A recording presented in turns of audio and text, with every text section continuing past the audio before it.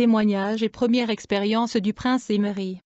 La paix soit avec vous, mon nom est Prince. Je suis un pèlerin et un étranger dans ce pays, je ne suis pas d'ici, je suis venu d'en haut pour annoncer le pays de l'amour et de la justice et la manifestation du jugement de mon Père, dont le nom est merveilleusement bel et bien supérieur à la compréhension humaine. Je suis venu pour annoncer la bonne nouvelle à ceux qui sont doux et humbles, jugement des personnes dont le patrimoine est le péché. J'ai eu la grâce de m'envoler avec Michael et Gabriel et les 72 autres principes célestes dont les noms ressemblent à celui de Dieu, et j'ai été révélé pour remplir la mission sublime qui m'était confiée et pour que la prochaine génération reçoive un doublement de mon expérience. Tout a commencé dans l'après-midi. J'étais sur le point de voyager vers une ville pour la mission évangélique. Ce jour-là de la fête des jeunes, j'étais assis dans l'église 2h30 avant le service lorsque le Saint-Esprit m'a parlé. Il me dit, « Je veux que vous partez en mission. Je vais vous montrer des petites choses mais qui mènent en enfer. » J'ai obéi au Saint-Esprit et j'ai voyagé avec mon frère. Quand j'arrive dans la ville,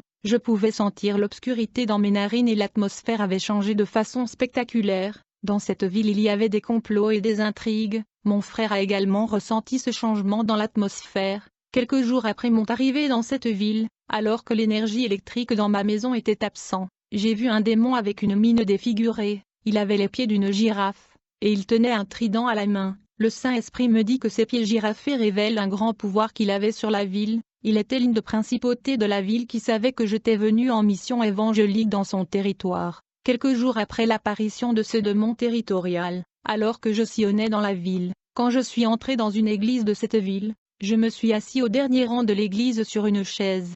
Soudain, j'ai vu des diables sous la forme de chauves-souris avec un cirrus de scorpions. Ils volaient au-dessus du temple. 72 de ces démons se sont manifestés dans les corps, 42 marchaient dans l'église, et 24 survolaient au-dessus de l'église et dans la voisinage. Il n'y avait rien de gênant pour ces démons et ils étaient libres d'opérer dans l'église. L'Esprit me dit, le pasteur de cette église est plus intéressé par l'argent que par l'œuvre de Dieu. C'est un fils du diable. Le Saint-Esprit dit, s'il devait mourir aujourd'hui, il tomberait en enfer. Mais c'était un personnage très célèbre et internationalement reconnu. Ceux qui l'entendaient prêcher sentaient la paix et glorifiaient Dieu. Dit le Saint-Esprit, je vais vous montrer ce qu'il y a derrière l'église pendant le culte. Soudainement, j'ai entendu de la musique du fond de l'église qui proférait des paroles de blasphème contre le Dieu du ciel. Tout le monde chantait ce chant, mais en vérité ils exaltaient Satan le père des mensonges et opérateur du péché sans le savoir. Quand la chanson s'est terminée, j'ai entendu un grondement qui a formé une grande boule de ténèbres sur le côté droit du temple. Cette boule de ténèbres était près de la chaire où des jeunes qui chantaient. Puis j'ai entendu des rires machiavéliques du diable. Les démons soufflaient sur le dos de ceux qui étaient assis sur des chaises leur donnant des frissons. Il y avait un feu étrange et que les gens sentaient et les confondaient avec l'onction du Saint-Esprit. J'ai vu un démon qui se tenait du côté de l'éventail droit, qui était près de la chaire. J'ai regardé le démon, et il me dit, nous sommes capables de tromper ces gens si nous nous camouflons, nous imitons les feux du Saint-Esprit, nous continuerons à les duper en les entraînant en enfer, nous ne resterons pas dans notre état de feu car ils nous abattront, nous nous incarnerons pour habiter en eux afin de traîner leurs jambes en enfer. Je demeurai dans la présence de Dieu. C'est alors que j'ai reçu la visitation divine et le Seigneur se mit à me parler de la nouvelle alliance me disant, cette alliance signée par mon Fils Jésus avait mis en place une nouvelle relation et une plus grande intimité vous permettant d'avoir libre accès à la cour du ciel et de mon trône, et de me parler comme un ami. Vos péchés ont été effacés à travers la nouvelle alliance. Je suis heureux de communier et d'avoir une intimité avec vous. Puis j'ai demandé à Dieu de me montrer sa gloire. Il me dit, maintenant, regardez en arrière. Quand j'ai regardé en arrière, je n'ai rien vu. Il me dit de regarder en haut. Quand j'ai regardé en haut, il n'y avait rien, juste le toit de ma maison. Dieu me dit, Emery, la gloire de Dieu ne se manifeste pas à l'extérieur mais à l'intérieur. Nous ne traitons plus avec des tabernacles faits de la main de l'homme comme étant à l'époque de l'ancienne alliance. Maintenant à travers la nouvelle alliance, vous êtes mon tabernacle et je vis en vous. Quand j'ai écouté ces mots, l'atmosphère de ma chambre a changé. J'ai immédiatement eu une vision et le Seigneur m'a emmené au nuage, et j'ai vu une immense lumière. Dieu me dit, tu es la lumière du monde, une bougie dans l'obscurité et un feu inapprochable. Quand je me regarde dans cette vision, mes cheveux ressemblent à des reflets argentés, et mes yeux étaient comme une flamme de feu, mes pieds étaient comme un nuage, mes vêtements étaient comme le soleil du jour, je portais une ceinture dorée sur laquelle était écrit principe de Dieu. Quand je suis sorti de cette vision, j'ai été surpris par la lumière qui émanait de mon visage. Il était très fort. Dans cette vision 15 légions de démons localisés en Asie ont perdu leur force et ont été détruits par la lumière qui rayonnait de mon visage. Les 4 coins de la terre brillaient, et étaient éclairés. Plus tard quand je me promenais dans la ville, j'ai vu plusieurs choses surnaturelles. Dans la rue, il y avait des âmes qui devaient être évangélisées parce qu'elles n'étaient pas exemptes de péché. Le poids de la personne qui a la mission sur ses épaules est lourd. Quand je marchais avec mon frère dans les rues de la ville, j'ai vu 4 jeunes hommes passer devant moi, puis j'ai vu un démon tenant un cigare à la main. Un autre démon avait la tête d'éléphant et les pieds de chèvre ressemblant à une chèvre rougeâtre avec la corne de bélier, et j'ai vu un démon de l'homosexualité au milieu de ces jeunes gens. Les démons les conduisaient à la perdition et ils étaient déjà condamnés, car à ce moment-là, je vis leurs âmes suspendues en enfer. Les démons les avaient attachés par une corde sur les bras et les pieds et leur donnaient des coups de fouet sur le ventre. Ils vomissaient des vers qui sortaient de leur bouche. Le monde spirituel est très sérieux. J'ai commencé à m'inquiéter et le battement de mon cœur ont accéléré et je me suis plaint. Puis l'esprit me dit, fais ton devoir, je vais mettre mes paroles dans ta bouche. Ta parole sera dirigée par l'esprit de vérité que je suis. J'ai rendu visite à ces jeunes qui ne pouvaient pas voir l'esprit impur qui les suivait. J'ai prêché la parole et ils étaient touchés. Mais au bout de 5 jours, ils retournèrent à leur péché, et la colère de Dieu s'enflamma contre eux, à cause de leurs péchés. Quand le Seigneur m'a emmené en enfer, j'ai vu les anges apostates, ennemis de Dieu et les démons qui torturaient les âmes maudites. J'ai vu ceux qui dirigent le royaume de l'enfer et leur réunion infernale. En enfer j'ai vu des chanteurs très célèbres internationalement connus qui sont en vie. D'abord, j'ai vu Selena Gomez, puis j'ai vu l'âme d'Adèle, la chanteuse anglaise en enfer. J'ai aussi vu l'âme de la chanteuse et compositeur américaine Beyoncé en enfer. Bien qu'elle soit vivante sur terre, son âme est déjà en enfer, et j'ai vu l'âme des autres chanteurs internationaux en enfer alors qu'ils étaient encore en vie. Puis j'ai vu des chanteurs de gospel en enfer. Les plus grands chanteurs de gospel déjà en enfer sont nés au Brésil. Parmi eux se trouvait Bruna Carla qui est toujours vivant, Gabriela Rocha, Priscilla, Hélène Martin, Michelle, Mélissa. Parmi d'autres chanteuses de gospel qui sont sur la terre mais leurs âmes sont déjà en enfer. Parmi eux se trouvaient ceux qui chantaient avec l'inspiration du diable. J'ai vu un chanteur de gospel qui facturait de l'argent pour chanter et adorer Dieu, et ceux qui demandaient de l'argent au peuple de Dieu avant d'assister à leurs louanges et à leur culte. Leur âme était pourrie en enfer. Il y avait une grande proportion d'âmes et surtout de bergers maçonniques et frauduleux fouleux d'avidité dans cet endroit. En enfer j'ai vu l'âme de T.B. Joshua et Billy Graham entre autres. Des milliers de pasteurs du Brésil étaient là en enfer, comme Santiago, Duc Napoléon, Augustus, Nicodème entre autres. Dans cette vision, le Seigneur m'a révélé que T.B. Joshua était un sorcier, le 13e sorcier le plus puissant d'Afrique. Le Seigneur a dit que T.B. Joshua était un fils du diable, l'esprit du diable lui permettant d'être un guérisseur et de faire des signes avec sa main, et le mouvement de sa main activait et déployait les démons qui opéraient dans ce service. Dans cette vision j'ai vu une alliance que ce faux prophète avait faite à Satan avant même de commencer son ministère. En fait, avant de devenir pasteur, Satan lui était apparu et lui offert de l'argent, la renommée, le pouvoir et beaucoup de convoitises en échange de son âme. Depuis que cette alliance a été faite, quiconque se rend dans son église pour être guéri par ce faux prophète recevra des démons à l'intérieur de son corps. J'ai vu quand il toucha la poitrine des gens avec sa main, un indicateur, à travers lequel un boule de feu retirait et enlevait la maladie des gens, et il plaçait ces maladies dans d'autres groupes de personnes dans l'église. Il transférait même ces maladies aux auditeurs et spectateurs de son programme de par le monde. Vous ne me trompez pas Joshua, de toutes les façons, ma guerre n'est pas contre vous, mais contre les démons qui vous habitent. Vous êtes un faux prophète, vous devez vous repentir ou faire face à une punition sévère et infernale. Elle sera supérieure à celle d'autres sorciers nigérians déjà tombés en enfer. Je m'adresse à vous de cette façon parce que l'âme du plus grand pasteur de l'Amérique est en enfer. Je vous demande, savez-vous pourquoi il est là? Et pour quelle raison? J'étais en enfer en visite quand le Seigneur m'a dit, je vais vous montrer quelque chose. Immédiatement j'ai vu Billy Graham quand il était encore en vie sur la terre pendant les années de sa vie avant sa mort. En fait, j'ai vu un tableau lisse au-dessus de sa tête sur lequel était écrit maçonnerie. Je réalisais qu'il n'était plus dans la vérité et qu'il ne prêchait plus la vérité. Puis je vis un principauté avec ses deux mains tenant l'épaule gauche et l'épaule droite de Billy Graham. Il murmurait à l'oreille de Billy Graham, pour qu'il parle ces paroles et pour tromper le peuple avec des hérésies. J'ai interrogé le Seigneur sur le principauté qui lui chuchotait, me dit-il, et me rit. Partout où Billy Graham prêchait, partout où il mettait ses pieds, une armée de principautés venait. Les démons étaient attirés car ils aiment le type d'évangile qu'il prêchait, ce qui n'est pas le véritable évangile. Vous devez dire aux hommes de chercher la vérité et le véritable évangile, et de se repentir de leur mauvaise voie, sinon ils ne verront jamais mon visage car je suis saint. Quand le Seigneur le vit en enfer, sa colère s'enflamma contre ce que ses principautés avaient accompli grâce à lui, car ils avaient gagné des milliers d'âmes grâce à l'évangile erroné de Billy Graham.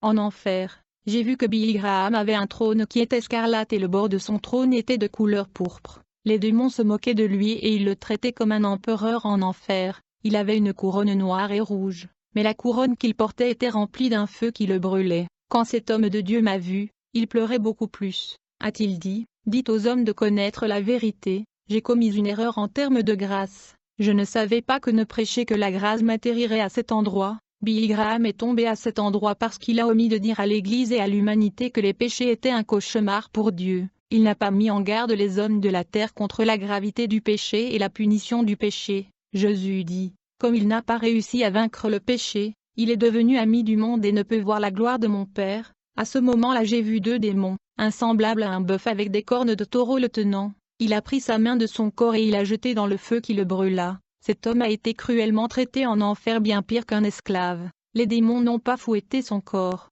ils gardaient sa chair qu'ils devraient dévorer comme des cannibales. Et Jésus pleura en voyant cela. Quand il le vit en enfer subir ce traitement, Jésus pleura amèrement. J'ai demandé, Seigneur, pourquoi es-tu dans une telle douleur? Dit le Seigneur, il était très précieux pour moi, mais maintenant il n'y a plus aucune chance. Il est pris au piège par les chaînes de l'enfer. Je ne peux pas le sauver, car il est déjà condamné et je n'ai aucune légalité. J'ai demandé au Seigneur, qu'est-ce qu'il a fait qu'il a séparé de vous?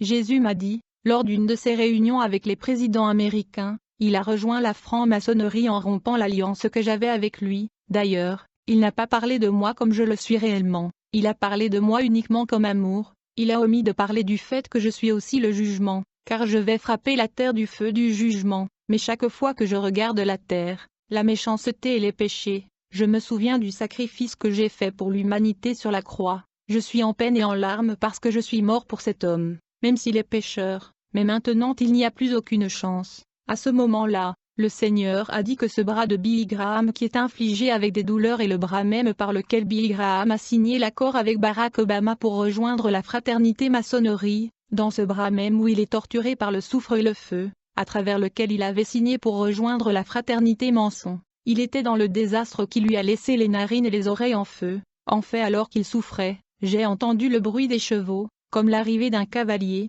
C'était à vrai dire l'arrivée d'un chevalier démoniaque, venant le torturer. J'ai vu comme ce démon chevalier qui déchira le bras droit de Billy Graham, qui avait signé l'alliance maçonnique. Les chevaliers démons a déchiré ce bras et l'a transformé en ténèbres et l'a rendu à son corps. Les larves sont venues brûler le bras droit de Billy et l'esprit m'a dit que c'était le même bras de Billy Graham qui avait passé l'accord. Puis j'ai vu le nom de Barack Obama en enfer. Il était parmi le président qui avait influencé Billy Graham à faire un accord sur la terre et rejoindre le frère de Manson dans cette réunion avec les présidents américains. Lorsque Billy Graham a signé cet accord, son âme est tombée en enfer bien qu'il était en vie. Puis je suis sorti de la vision. Plus tard j'étais en prière. Alors que j'étais en train de prier en larmes, j'ai eu une vision. Un démon a visité ma chambre cherchant à gâcher ma prière. Puis mes larmes qui tombaient de mon visage s'est transformée en un cristal de feu et a pénétré dans le démon qui a explosé. La prière faite avec des larmes et avec révérence venant du cœur bouge le cœur de Dieu. Dieu m'a dit,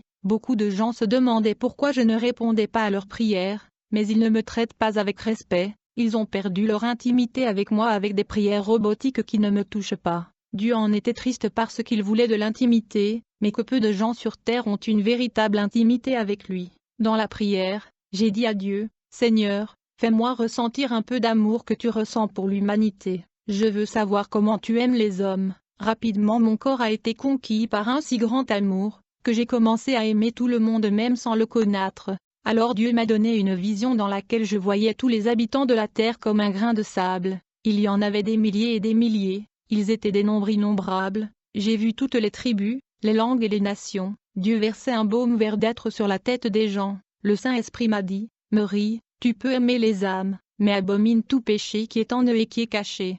Chaque fois que tu acceptes le péché tu souffres de brûlure, et chaque fois que tu vis dans le péché tu ouvres un trou sur le sol pour ta condamnation. Ne pêche pas, sois saint, Si tu veux aller au paradis, tu es le bienvenu. Tu peux gagner le monde mais perdre ton âme. Chaque fois que tu gagnes le monde, tu deviens ami du monde. Sachez, cette amitié du monde est ennemie de Dieu. Les démons sont des ennemis de Dieu et quand tu es un ami du monde, tu es comme un démon car tu es un ennemi de Dieu. Mes visions pour la journée se terminèrent le lendemain à 3 heures du matin. Le matin, ma chair tremblait, je voyais les ténèbres se diriger vers moi, je réalisais qu'une confrontation spirituelle se déroulait. J'étais couché et Dieu me donna la vision d'une sorcière musulmane, le front et la bouche recouverts par un tissu noir. Elle portait un vêtement appelé niqab, elle était vêtue d'une robe noire, les yeux de cette femme étaient comme du feu, et elle était très forte. Elle était personnellement venue me rendre visite au même moment de cette vision. J'ai vu qu'il y avait sur son front 13 lumières comme des petites lampes. Le Saint-Esprit m'a dit que ces lampes sont ses exploits car elle avait réussi à tuer plus de 12 personnes avec ses mauvais sorts. Son nom est Oxy, mais tout le monde l'appelle gardien de la nuit. La femme qui était une sorcière est venue pour se battre avec moi. J'ai pointé mon doigt vers elle, qui a projeté un feu dans sa direction, mais elle détourna la boule de feu qui est sortie de mon doigt, et elle lança une boule de cristal sur mon épaule gauche, qui est devenue paralysée. Immédiatement j'ai déclaré la guérison, alors je fus guéri immédiatement, puis je lui lançai une aiguille mais elle réussit à le dévier, et elle a jeté sur mon front une fléchette diabolique, qui a frappé entre mes 2 yeux, mais alors que je déclarais la guérison ma plaie a commencé à guérir. J'ai jeté une autre aiguillon contre elle, qu'elle a déviée et elle a tiré sur mes poumons et mon cœur. Encore une fois ma plaie a été guérie, et j'ai jeté à nouveau une aiguillon sur le front du sorcière qui l'a finalement frappée. Quand elle était atteinte, j'ai pris mon épée de feu et je l'ai coupée. La sorcière est tombée par terre, perdant la bataille. J'ai été surprise par la force de cette sorcière, elle était très forte. Quand je suis sortie de cette vision, mon corps était faible et mes os étaient faibles. J'avais fait beaucoup d'efforts pour me battre dans le monde spirituel. Le Saint-Esprit m'a révélé que, par le tranchant de mon épée, la sorcière avait été malade et était sur le point de mourir. J'ai pleuré pour elle parce que je ne voulais pas sa mort. Je l'ai combattue pour me défendre, non pour la tuer. Quand le Saint-Esprit m'a dit qu'elle était en vie et que j'étais soulagé, je ne prends pas plaisir à la mort d'un pécheur. J'étais fatigué à cause de la guerre spirituelle. Le Seigneur a envoyé un messager pour me réconforter. Il m'a dit, le grand Dieu au ciel te regarde, voyant comment tu vas combattre le mal. Après m'avoir réconforté, j'ai vu que j'avais des amis avec moi, ma famille était au ciel, mes amis sont les anges, mon Père est Dieu, mon frère est Jésus, mon plus grand conseiller est le Saint-Esprit de vérité. L'Esprit m'a dit, j'ai préparé une bataillon des anges qui va se battre pour vous à l'aube, parlez à votre Dieu dans la prière avant de vous coucher, remerciez Jésus-Christ, reposez-vous pour retrouver votre force, car un autre combat spirituel aura lieu. Il n'y a pas de repos sur la terre, qui est une champ de bataille. Votre lieu de repos éternel est le ciel, vous ne pouvez pas vous fatiguer et vous relâcher dans le champ de bataille. La terre n'est pas le lieu de repos. En écoutant la parole de Dieu, je suis tombé dans un sommeil profond et pendant mon sommeil, j'ai ressenti une paix si grande que mon corps s'est détendu pendant mon sommeil. L'Esprit Saint était assis à mes côtés, toute la pièce avec la gloire de Dieu.